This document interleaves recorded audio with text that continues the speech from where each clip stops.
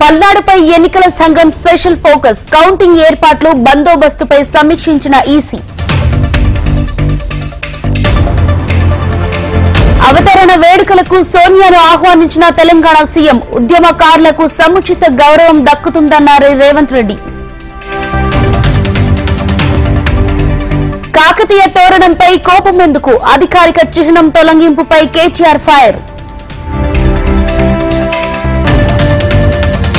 కవిత bail పిటిషన్లపై ముగిసిన వాదనలు. ఈ నెల 30వ తీర్పు వెలువరించనున్న ఢిల్లీ హైకోర్టు. ఎన్టీఆర్ జయంతి సందర్భంగా ప్రధాని మోడీ సహా పలువురు నివాళి. ఎన్టీఆర్ తెలుగు జాతి చిహ్నం అంటూ CM Revanth Reddy tweet.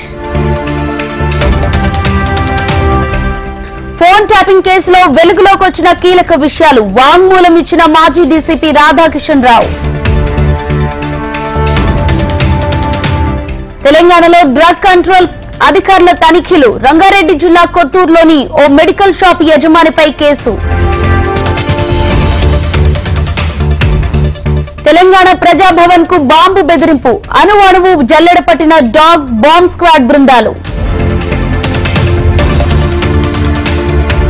Macherla MLA పిన్నెల్లికి బిగ్ రిలీఫ్. 3 కేసుల్లో ముందస్తు బెయిల్ మంజూరు. పోస్టల్ బ్యాలెట్ ఓట్ల లెక్కింపుపై వైసీపీ అభ్యంతరం. పేర్ని నాని నేతృత్వంలో అదనపు సీఈఓను కలిసిన వైసీపీ నేతలు. తెలంగాణ వ్యాప్తంగా ఆర్జీఐ కార్యాలయాల్లో ఏసీబీ దాడులు. అక్రమ రికార్డులో అనధికారిక సొమ్ము స్వాధీనం. తుది ఘట్టానికి చేరుకున్న లోక్సభ ఎన్నికల ఘట్టం. కన్యాకుమారిలో మెడిటేషన్ కు రెడీ అవుతున్న ప్రధాని మోడీ. దేశవ్యాప్తంగా బీజేపీ ఉనికి కోల్పోయింది. మెజారిటీ రాష్ట్రాల్లో ఇండియా కూటమి పుంజుకున్నదన్న ఖర్గే. సంపన్నులకు సాయం చేయడానికే మోడీని పరమాత్మ పంపించాడు. యూపీలోని డియోరియాలో మోడీపై వ్యంగ్యస్త్రాలు సంధించిన రాహుల్. చివరి అంకానికి చేరుకున్న సార్వత్రిక ఎన్నికల పోరు. జూన్ 1న 13 లోక్సభ స్థానాలకు పోలింగ్.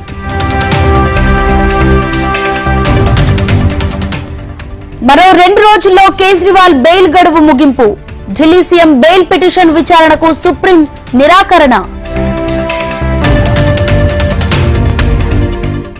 హైదరాబాద్ శివారులో పిల్లల విక్రయాల గుట్టురట్టు. అంతర్జాతీయ ముఠాను గుర్తించిన రాచకొండ పోలీసులు. కడెం ప్రాజెక్టులో పడి యువకుడు మృతి. గజ ఈతగాళ్ల సాయంతో మృత్యుదేహం వెలికి తీసిన పోలీసులు. పరువు నష్టం కేసులో ఢిల్లీ మంత్రి అతిషికి సమాన్లు. రేపు కోర్టు ముందు హాజరు కావాలని ఆదేశం. డేరా బాబాకు హర్యానా హైకోర్టులో ఊరట. రంజిత్ సింగ్ హత్య కేసులో నిర్దోషిగా ప్రకటించిన కోర్టు. కేదార్నాథ్ ఆలయంలో కొనసాగుతున్న భక్తుల రద్దీ. 18 రోజుల్లో 5 లక్షల మందికి పైగా దర్శనం. భవిష్యత్తు తరాల కోసం ఎన్నికలు జరుగుతున్నాయి. రాజ్యాంగాన్ని పరిరక్షించుకోవాల్సిన అవసరం ఉందన్న అఖిలేష్ యాదవ్. స్వాతి మలివాల్ పై దాడి కేసులో బిబావ్కు మళ్లీ 3 రోజుల కస్టడీ. బిబావ్ను తీస్ హజారీ కోర్టులో హాజరుపరిచిన పోలీసులు. రాజ్కోట్ అగ్ని ప్రమాద స్థలాన్ని సందర్శించిన డీసీపీ. గేమింగ్ జోన్ ప్రమాద ఘటనపై ఆరా తీసిన జగదీప్ బంగార్వా.